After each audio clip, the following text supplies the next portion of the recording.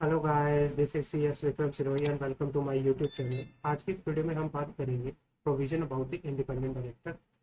Provision about the independent director under section 149 of the Companies Act 2013। इसके बारे में हम बात करेंगे। इस वीडियो में हम पढ़ेंगे कि भाई कौन होता है इंडिपेंडेंट डायरेक्टर, एलिजिबिलिटी क्राइटेरिया क्या है इंडिपेंडेंट डायरेक्टर को अपॉइंट करने की, किन किन कंपनियों पे इसकी रिक्वायरमेंट रहती है, रेमुनरेशन क्या रहेगा डिपेंडेंट डायरेक्टर को, टर्म्स एंड कंडीशंस क्या रहेंगी, तो ड्यूटीज क्या होती है, सारा यहाँ पढ़ के यहाँ पर क्या करेंगे चलेंगे। तो लेट्स स्टार्ट कि भाई क्या होता है इंडिपेंडेंट डायरेक्टर। अगर मैं बात करूँ सेक्शन 1 फॉर कंपनीज एक्ट 2013 कहता है कि independent director in relation to a company means a director other than managing director, full time director, nominated director. इनसे अलग जो क्या है, ये नहीं होने चाहिए managing director, full time director and ये नॉमिनी डायरेक्टर नहीं होने चाहिए, तो वो इंडिपेंडेंट डायरेक्टर है। उसके बाद क्या है कि भाई जो पर्सन ऑफ इंटेग्रिटी हो, जिसके पास रेलेवेंट एक्सपीरियंस हो, रेलेवेंट एक्सपर्टाइज हो एक फील्ड की, वो पॉइंट हो सकता है इंडिपेंडेंट डायरेक्टर।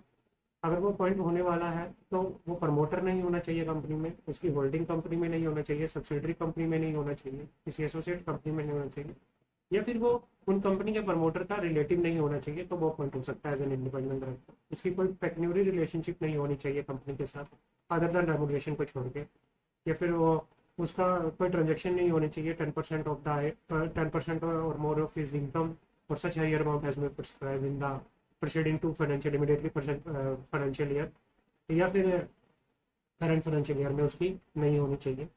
अगर मैं बात करूँ इसके रिलेटिव के बारे में कि भाई वो इस कंपनी में, होल्डिंग कंपनी में, इसकी सब्सिडरी एसोसिएट कंपनी में कोई सिक्योरिटी हेल्ड नहीं करेंगे, अगर उनकी कोई इन्वेस्टमेंट है तो 50 लाख से ज़्यादा या फिर 2% of the paid up share capital in the proceeding immediately to financial year और करंट फाइनेंशियल ईयर में इससे ज़्यादा नहीं होनी चाहिए।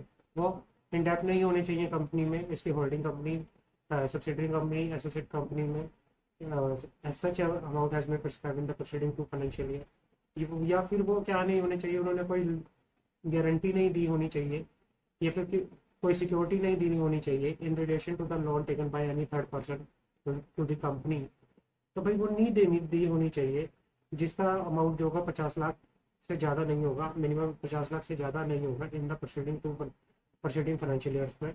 या फिर वो क्या करेंगे कि जिनकी कोई पेक्यूनरी रिलेशनशिप नहीं होनी चाहिए, किससे, 2% ऑफ ग्रॉस टर्नओवर, या फिर इंक, और या फिर उनकी क्या है टोटल इनकम सिंगली और in combination with the transaction refer to in the, वो जो हमने बात की ऊपर, तो उनकी ये इस तरह से मॉनेटरी रिलेशनशिप नहीं होनी चाहिए। उसके बाद बात करेंगे कि वो खुद या उसके रिलेटिव कंपनी में किसी एम्प्लॉयमेंट या केएमपी की पोजीशन में नहीं होने चाहिए। और दूसरा हम बात करें कि भाई जो ये दूसरी अगर हम बात करें कि भाई जो वो है खुद, वो खुद या रिलेटिव उसके क्या नहीं होने चाहिए कि भाई किसी भी प्रैक्टिसिंग फॉर्म में, चार्टर्ड अकाउंटेंट फॉर्म में, या फिर कोई सीएस प्रैक्टिस फॉर्म में क्या नहीं होने चाहिए, पार्टनर नहीं होने चाहिए, या फिर किसी लॉ फॉर्म में, कंसल्टिंग लॉ फॉर्म में पार्टनर नहीं होने चाहिए कि जो जिसकी transaction 10% of the gross income of the firm हो, उससे ज़्यादा हो। तो इस तरह से ये सारी के सारे टर्म्स एंड कंडीशन बताई हुई है कि भाई आपको अगर इंडिपेंडेंट डायरेक्टर अपॉइंट होना है तो आपका ये एलिजिबिलिटी क्राइटेरिया है। तो इस तरह से नहीं होकर यहाँ पर चलनी चाहिए, हम सारा ये बात करके यहाँ पर चलते हैं। तो अभी तक हमने बात किया कि क्या होता है इंडिपेंडेंट डायरेक्टर, कौन होता है। कंपनी एक्ट कहता है कि independent director means a director in relation to a company means a director who is not managing director, full time director, nominee director. ये हमने बात कर ली कि भाई ये नहीं होगा तो इंडिपेंडेंट डायरेक्टर होगा, जिसके पास एक रेलिवेंट एक्सपीरियंस होता है, रेलिवेंट एक्सपर्टाइज होती है, प्रमोटर नहीं होना चाहिए, और वही उसकी कोई pecuniary relationship as prescribed amount नहीं होनी चाहिए, और उसके रिलेटिव्स किसी टर्म्स के बेसिस पे इन्वॉल्वमेंट नहीं होने चाहिए। तो हमने बात करी। अब बात करते हैं यहाँ पे नंबर ऑफ द, अगर हम बात करें एप्लीकेबिलिटी की कि किस किस पर ये इंडिपेंडेंट डायरेक्टर के जो प्रोविजंस हैं वो एप्लीकेबल होकर यहाँ पर चलते हैं, उस बारे में बात करते हैं। तो सबसे पहले कहता है कि listed company, every listed company shall have at least 1/3 of the total number of the director क्या होने चाहिए, इंडिपेंडेंट डायरेक्टर होने चाहिए, और कोई भी फ्रैक्शन है 1/3 की वो राउंड ऑफ हो जाएगी एज 1। तो 1/3 of the total number of director जो है वो इंडिपेंडेंट होने चाहिए। और अगर हम रूल 4 की बात करें ऑफ द कंपनी क्वालिफिकेशन और appointment qualification of director rules की अगर हम बात करें, तो उसके अकॉर्डिंगली क्या कहता है कि every public company having paid up share capital of ₹10 crore. अगर मैं बात करूँ रूल 4 की, रूल 4 सब रूल 1 क्या कहता है कि वो कहता है कि every public company having the paid up share capital of ₹10 crore और मोर, या फिर having turnover, every public company having turnover ₹100 crore और मोर, या फिर एवरी पब्लिक कंपनी जिसकी aggregate outstanding boring deposits loan जो क्या है 50 करोड़ रुपीज है, तो उसपे क्या है mandatory requirement to appoint independent director in the company. तो वो उसके इंडिपेंडेंट डायरेक्टर अपॉइंटमेंट करने की रिक्वायरमेंट होने पर चल सकते हैं, ये हमने बात की। अब बात करते हैं कि यहाँ पे एक्सेप्शन है। रूल 4 सब रूल 2 क्या कहता है कि ये कहता है कि जो सब रूल 1 की रिक्वायरमेंट है वो किन किन कंपनी पे एप्लीकेबल नहीं होती। वहाँ पर कुछ कंपनी है जिन पे ये एप्लीकेबल नहीं होती। अगर क्या है कि जब पढ़ते हैं कि जो क्या ये कह के चलता है कि अकॉर्डिंग टू द रूल 4 सब rule 2 the following class of unlisted public company shall not be covered under the सब रूल 1 एज अबव। वो कौन कौन सी है? सबसे पहले बात करें, जॉइंट वेंचर कंपनी हो गई, कोई हुलियन सब्सिडरी हो गई, या कोई गवर्नमेंट कंपनी होगी subject to the provision of section 445 of the 455 of the act. तो वो बात करके यहाँ पर चलते हैं। तो कौन कौन सी है? जॉइंट वेंचर कंपनी, दूसरी हुलियन सब्सिडरी कंपनी, और तीसरी गवर्नमेंट कंपनी अंडर सेक्शन 445। तो उनपे जो ये रूल 4 सब रूल 1 की जो रिक्वायरमेंट है कि भाई आपको इंडिपेंडेंट डायरेक्टर इन कंडीशन में अपॉइंट करना है, उनपे ये अब एप्लीकेबल होकर यहाँ पर नहीं चलती। और क्या कहते हैं कि भाई इन पे तो ये तो मिनिमम क्राइटेरिया बता रहा है कि आपके मिनिमम इंडिपेंडेंट डायरेक्टर इतने इतने होने चाहिए। बट क्या है कि जब जिन कंपनियों पे ऑडिट कमेटी की रिक्वायरमेंट होती है कि भाई ऑडिट कमेटी आपको कॉन्स्टिट्यूट करनी है, तो वहाँ पे हायर नंबर ऑफ भी इंडिपेंडेंट डायरेक्टर को अपॉइंट करने की मैंडेटरी रिक्वायरमेंट होती है सब्जेक्ट टू द सेक्शन 177, जहाँ पे ऑडिट कमेटी कॉन्स्टिट्यूट करने की मैंडेटरी रिक्वायरमेंट है, एप्लीकेबिलिटी है। तो उस केस में फिर वो अलग प्रोविजन आपको higher number of independent director appoint करना पड़ेगा to fulfil the requirement of section 177। तो हमने ये बात कर ली कि भाई क्या कितना minimum number of independent director आपके होने चाहिए। लिस्टेड कंपनी में 1/3 के अकॉर्डिंग बात करें, और आपका पब्लिक कंपनी में depends upon their paid up share capital, turnover या बोरिंग के बेसिस पे आपके इतने डायरेक्टर होके यहाँ पर चलेंगे।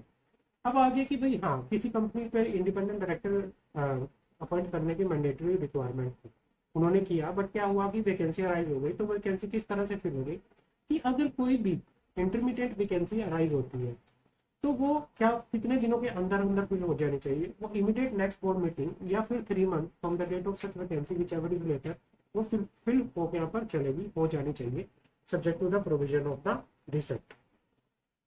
उसके बाद बात करते हैं सेक्शन 149 सबसेक्शन 7 की, declaration by the independent director. कि इंडिपेंडेंट डायरेक्टर डिक्लेरेशन देके चलेगा in the immediate next board meeting, जब वो उसकी अपॉइंटमेंट होती है उससे अगली बोर्ड मीटिंग में, और every year first board meeting में वो अपने डिक्लेरेशन देके चलेगा। या जब जब उसके इंटरेस्ट में उसकी इंडिपेंडेंसी में कोई पर्टिकुलर्स में चेंज होता है तो वो एक डिक्लेरेशन देके चलेगा कि भाई प्रॉपरली डिस्क्लोजर करेगा कि उसके चेंज का उसकी इंडिपेंडेंस पर कितना इफेक्ट आया नहीं आया। तो वो प्रॉपरली इस तरह से क्या करेगा, अपना डिक्लेरेशन देके यहाँ पर चलेगा। तो ये बात हो गई हमारे पास डिक्लेरेशन की। अब आते हैं कि रेम्यूनरेशन की अगर मैं बात करूँ, रेम्यूनरेशन कितना पे होगा सेक्शन 149 सबसेक्शन 9 में। रेम्यूनरेशन की अगर हम बात करें, इंडिपेंडेंट डायरेक्टर क्या है कि इंडिपेंडेंट डायरेक्टर को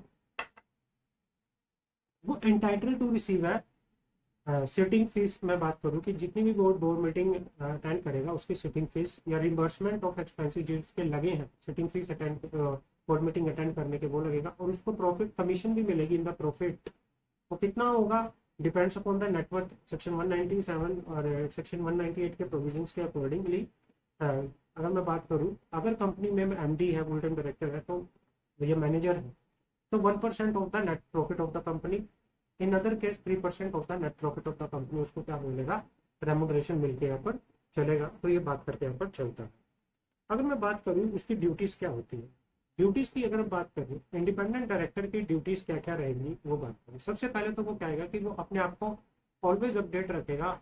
जो उसकी एक्सपर्टाइज है, जिस फील्ड में उसकी एक्सपर्टाइज है, वो अपने आप को क्या करेगा, प्रॉपरली अपडेट रखेगा इन एवरी सिचुएशन।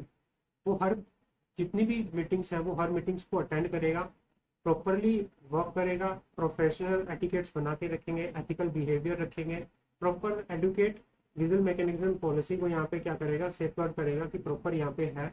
और उसके बाद क्या है कि रिलेटेड पार्टी ट्रांजेक्शन को प्रॉपरली सर्टेन करेंगे, अप्रूव करेंगे। उसके बाद क्या होता है कि भाई इंश्योर करके चलेंगे कि जो कंपनी का बिजनेस है वो प्रॉपरली रन कर रहा है या नहीं है। There are lots of duties of the independent director under section 149। तो ये प्रॉपरली मेंशन करके यहाँ पर चलता है कि भाई क्या क्या इसकी ड्यूटी रहेंगी, तो properly specifically in the act ये प्रॉपरली मेंशन करेंगे। अब बात करते हैं यहाँ पे tenure of the independent director, section 149 subsection 10। Section 149 subsection 10 ये क्या क्या चलता है कि if I am talking about the tenure of the independent director, section 149 subsection 10, independent director है वो एक टर्म के लिए वो क्या हो सकता है, एक टर्म के लिए up to 5 financial year appointment हो सकता है। और उसकी जो मैक्सिमम टर्म होती है वो 2 टर्म्स होकर यहाँ पर चलती है। और अगर वो रीअपॉइंट होने जा रहा है या कंपनी उसको रीअपॉइंट कर रही है तो by passing special resolution of the general meeting उसको क्या करेंगे, अपॉइंटमेंट करेंगे। और उसके बाद क्या है कि जैसे ही उसकी टर्म एक्सपायर हो जाएगी तो वो एलिजिबल है रीअपॉइंटमेंट होने के after a period of 3 years of ceasing of independent director. But condition is that कि इस पीरियड में वो किसी भी तरह से एसोसिएट नहीं रहेगा कंपनी के साथ, जिस कंपनी में वो रीअपॉइंट होगा, कि भाई उसके डायरेक्टली इनडायरेक्टली किसी भी तरह से रिलेशन नहीं होगा कंपनी के साथ। तो तब करके वो क्या होगा, अपॉइंटमेंट होते हैं पर चलेगा। तो ये बात कर ली हमने उस टेन्योर की कि भाई उसका टेन्योर ये होते हैं पर चलेगा। वो एक टर्म में जो मैक्सिमम पीरियड है 5 years का होता है, 2 टर्म्स के लिए वो अपॉइंटमेंट हो सकता है। उसकी रीअपॉइंटमेंट होगी तो स्पेशल रेजोल्यूशन पास करेंगे जनरल मीटिंग में। और उसके बाद क्या है कि भाई अगर उसकी टर्म एक्सपायर होने के बाद उसको रीअपॉइंटमेंट किया जा रहा है तो वो 3 साल के बाद रीअपॉइंटमेंट किया जा सकता है, जब वो फ्रॉम द डेट ऑफ जब वो क्या हुआ था, इंडिपेंडेंट डायरेक्टर हैज सीज हुआ था। बट उन 3 सालों के अंदर अंदर उसकी कंपनी के साथ किसी भी तरह की कोई डायरेक्टली इनडायरेक्टली रिलेशन नहीं होना चाहिए। ये हमने बात करके यहाँ पर चल रही। अब उसके बाद हम बात करते हैं कि भाई अभी क्या हुआ था कि रूल 6 के अकॉर्डिंगली एक प्रॉपरली एलिजिबिलिटी क्राइटेरिया यहाँ पे बता दिया था कि कोई भी कंपनी अगर इंडिपेंडेंट डायरेक्टर अपॉइंट कर रही है तो फर्स्ट ऑफ ऑल उस इंडिपेंडेंट डायरेक्टर को कोई भी पर्सन इंडिपेंडेंट डायरेक्टर अपॉइंट होना चाहता है तो वो अपना नाम इंडिपेंडेंट डायरेक्टर डाटा बैंक में वो क्या करेगा, इंक्लूड करके यहाँ पर चलेगा, इंक्लूजन करा के यहाँ पर चलेगा, अपना रजिस्ट्रेशन करा के यहाँ पर चलेगा। और on the basis of that वो एक सेल्फ प्रोफेंसी ऑनलाइन टेस्ट देगा। After clearing that self proficiency online test, तो उसके बाद जब वो पास होगा तब वो एलिजिबल है to be appointed as a independent director in the company. तो उस एक प्रॉपरली अच्छा क्राइटेरिया यहाँ पे बना दिया, प्रॉपर प्रोसीजर बना दिया है कि कोई भी कंपनी अगर इंडिपेंडेंट डायरेक्टर अपॉइंट करना चाहती है तो वो डाटा बैंक में रिक्वेस्ट करके अपना किसी भी पर्सन का नाम वो क्या कर सकती है, चूज कर सकती है फ्रॉम द डाटा बैंक, और इस कंपनी में इंडिपेंडेंट डायरेक्टर को अपॉइंट कर सकती है। तो एक प्रोफेशनलिज्म क्रिएट करने के लिए कि जो एक्ट भी बोलता है कि भाई उसके पास एक रेलेवेंट एक्सपर्टाइज एक फील्ड में, किसी भी लॉ हो गया या कोई बिजनेस फील्ड हो गया या रिसर्च हो गया, एजुकेशनल हो गया, कोई भी एक फील्ड में उसके पास एक एक्सपर्टाइज होनी चाहिए। और उसी को कंसीडर करते हुए कि मिनिस्ट्री ने भी कंसीडर किया है कि independent director should have the expertise professional है और वो एक रेलेवेंट एक्सपोजर के साथ होना चाहिए। तो इसी बीच में सिर्फ जो एलिजिबल पर्सन है वो ही इंडिपेंडेंट डायरेक्टर अपॉइंट हो सकते हैं। तो पहले उसके लिए आपको एक एप्लीकेशन देनी पड़ेगी, रजिस्ट्रेशन कराना पड़ेगा डाटा बैंक के अंदर। डाटा बैंक के अंदर रजिस्ट्रेशन कराने के साथ साथ ही आपको फिर क्या करना पड़ेगा, एक रेलेवेंट पीरियड के अंदर आपको ऑनलाइन टेस्ट देना पड़ेगा। ऑनलाइन टेस्ट देते ही आप जैसे ही पास करोगे आप एलिजिबल है to be appointed as an independent director in the company, otherwise you are not eligible to be appointed as an independent director. तो ये एक ब्रीफ हमने डिस्कस किया सेक्शन 149 के अकॉर्डिंगली कि इंडिपेंडेंट डायरेक्टर होता क्या है, क्या क्या उसकी टर्म्स एंड कंडीशंस होती हैं, क्या उसका रेम्यूनरेशन होता है, क्या उसका टेन्योर होता है, एलिजिबिलिटी क्राइटेरिया क्या है, ड्यूटीज क्या है इंडिपेंडेंट डायरेक्टर को अपॉइंट करने की, हमने डिस्कस किया।